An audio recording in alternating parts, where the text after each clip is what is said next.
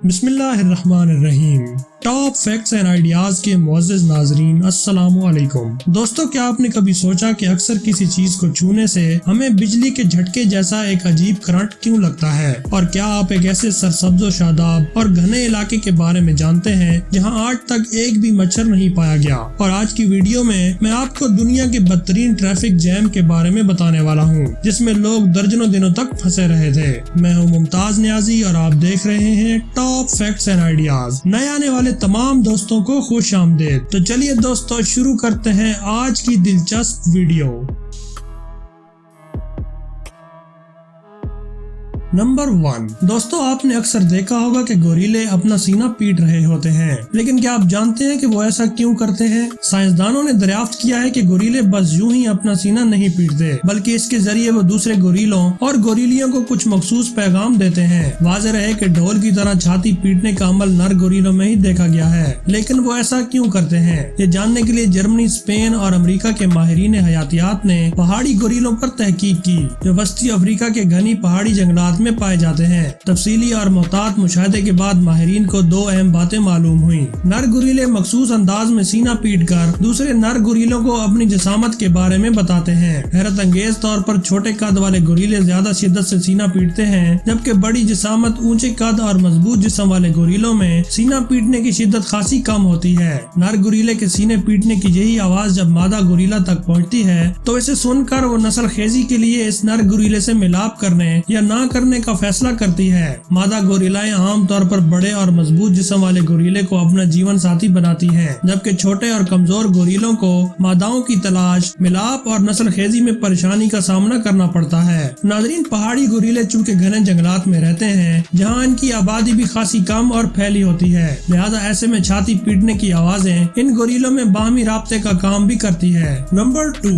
दोस्तों, दुनिया में शायद चंद इलाके ही ऐसे हैं जहाँ मच्छर नहीं पाए जाते, लेकिन एक छोटे से चीनी कस्बे बिंग वुलिंग को ये मुनफरिद एजाज हासिल है कि यहाँ मच्छर बिल्कुल भी नहीं होते, हालांकि ये घने दरख्तों, तालाबों और छोटी छोटी झीलों से घिरा हुआ है। इस हिसाब से यहाँ सारा साल, खासकर गर्मी और बरसात के मौसम में मच्छरों की बहुतात होनी चाहिए थी, लेकिन गुज़िश्ता कई दिहाइयों से यहाँ एक भी मच्छर नहीं देखा गया। ऐसा क्यों है ये तो कोई नहीं जानता। अलबत्ता मकामी लोगों का अकीदा है कि वो अपने कस्बे में मेंढक की शक्ल वाले एक पत्थर की पूजा करते हैं, जिसकी बरकत से ये इलाका मच्छरों से पाक रहता है। अब तक इस बारे में कोई साइंसी तहकीक भी नहीं की गई जिससे यहाँ मच्छर न होने की कोई वजह मालूम हो सके। कस्बा डिंग वुलिंग चीनी सूबे फौजियान का हिस्सा है और सतह समंदर से 700 मीटर बुलंदी पर घने जंगलात, तालाबों और झीलों के बीचों बीच वाक़या है, जहाँ हाका नामी एक अकलियती कबीला है जो पत्थरों से कुशादा और दीदा ज़ेब मकानात बनाने में तारीखी शोहरत रखता है। कुछ साल पहले ये कस्बा इन्हीं मकानात और पत्थरों से तामीर की गई दूसरी इमारतों की वजह से मशहूर था, लेकिन आज इसकी वजह शोहरत यहाँ मच्छरों की पुरस्कार गैर मौजूदगी है, जिसने दुनिया को हैरानों परेशान कर रखा है। नंबर 3।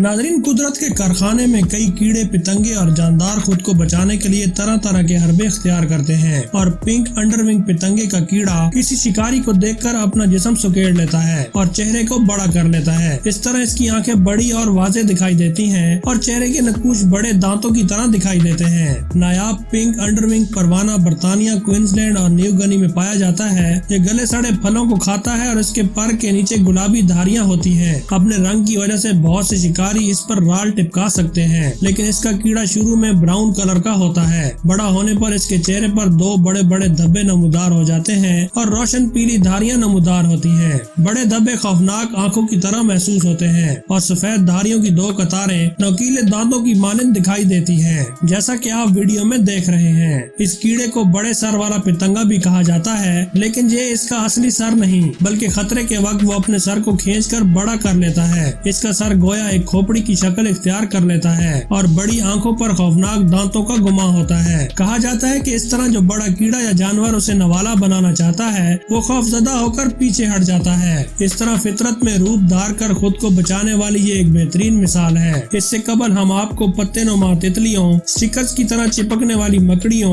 और पत्थर की तरह नजर आने वाली मछलियों और दीगर ऐसे جانوروں کو قدرتی انداز میں دکھا چکے ہیں۔ نمبر 4، ناظرین فطرت پر اگر آپ نظر دوڑائیں تو آپ کو دیکھ کر حیرت ہوگی کہ ہر چیز کا کام کرنے کا الگ الگ انداز ہے، اور اگر آپ سائنس کے اسٹوڈنٹ رہے ہیں تو آپ نے کہیں نہ کہیں یہ ضرور پڑھا ہوگا کہ کائنات کی ہر ایک چیز ایٹم سے مل کر بنتی ہے، جن میں ہم انسان بھی شامل ہیں۔ اور آپ نے اکثر دیکھا ہوگا یا تجربہ کیا ہوگا کہ اکثر کسی چیز جیسے دروازے، کرسی یا کسی بھی دوسرے انسان کو چھونے سے ہمیں ہلکا سا کرنٹ لگتا ہے، لیکن کیا آپ جانتے ہیں کہ ہمیں یہ کرنٹ کیوں لگتا ہے؟ اگر نہیں تو چلیے جان لیتے ہیں۔ ناظرین جیسا کہ میں پہلے بھی بیان کر چکا ہوں کہ کائنات میں موجود ہر ایک چیز ایٹم سے مل کر بنتی ہے، اور ایک ایٹم اتنا چھوٹا ذرہ ہوتا ہے جسے عام انسانی آنکھ سے دیکھ پانا ناممکن ہوتا ہے، اور یہ ایٹمز مزید 3 ذرات سے مل کر بنتے ہیں جنہیں الیکٹران، پروٹون اور نیوٹران کہتے ہیں۔ Electron negatively charge, proton positively charge, جبکہ نیوٹران نیوٹرل ہوتا ہے، یعنی نیوٹران پر کوئی بھی چارج نہیں ہوتا۔ عام طور پر ایک ایٹم نیوٹرل رہتا ہے، یعنی ایک ایٹم کے اسٹرکچر میں الیکٹرانز، پروٹونز اور نیوٹرانز کی تعداد برابر رہتی ہے، لیکن اگر کسی وجہ سے ایٹم میں پروٹونز اور الیکٹرانز کی تعداد زیادہ ہو جائے تو ایٹم کا اسٹرکچر ان بیلنس ہو جاتا ہے۔ اب چونکہ پروٹون اور نیوٹران اپنی جگہ ساکت رہتے ہیں جبکہ الیکٹران ادھر ادھر گھومتے ہیں، تو ان بیلنس کنڈیشن کی وجہ سے الیکٹران پہلے سے زیادہ جوشیلے ہو جاتے ہیں، جو کہ کسی بھی باڈی، خواہ وہ انسانی جسم ہو، کرسی، میز، دروازہ یا کچھ بھی ہو، میں اضافی چارج پیدا کرنے کا باعث بنتے ہیں، جو کہ پازیٹیو چارج جب پروٹون کی طرف راغب رہتا ہے، اور جو ہی زیادہ نیگیٹیولی چارج باڈی کسی دوسری چیز کو چھوتی ہے تو یہ نیگیٹیو الیکٹران دوسری چیز کی طرف جمپ کرتے ہیں، اور یہی وہ وجہ ہوتی ہے جس کی وجہ سے ہمیں اکثر کرنٹ لگتا ہے۔ ناظرین آپ نے اکثر یہ بھی نوٹس کیا ہوگا کہ ایسا سردیوں کے موسم میں زیادہ ہوتا ہے۔ اس کی وجہ یہ ہے کہ سردیوں میں ہوا میں نمی کی مقدار خاصی کم ہوتی ہے، اور خشک آب و ہوا کی وجہ سے یہ الیکٹران ہماری باڈی پر بآسانی نشوونما پاتے ہیں، جبکہ موسم گرما میں ہوا میں نمی کی مقدار زیادہ ہو جاتی ہے، جو کہ ان الیکٹرانز کو ختم کرتی ہے، اور ہم شاذ و نادر ہی الیکٹرک شاک محسوس کرتے ہیں۔ نمبر 5، ناظرین اگر ہم کسی ٹریفک جیم میں 5 سے 10 منٹ کے لیے پھنس جائیں تو ہم پریشانی کا شکار ہو جاتے ہیں، لیکن کیا آپ جانتے ہیں کہ دنیا میں کئی دن کے ٹریفک جیم بھی ہوئے ہیں؟ اور آج میں آپ کو ایک ایسے ہی طویل ترین ٹریفک جیم کے بارے میں بتانے والا ہوں جس کے بارے میں سن کر آپ کی بھی حیرت کی انتہا نہیں رہے گی۔ سال 2010 میں چین میں ایک ایسا بدترین ٹریفک جیم ہوا جس نے سننے والوں کو حیران کر دیا۔ اس میں گاڑیاں 10 سے 12 دن تک پھنسی رہیں۔ کیا آپ سوچ سکتے ہیں کہ اس دوران لوگوں نے اپنا وقت کیسے گزارا ہوگا؟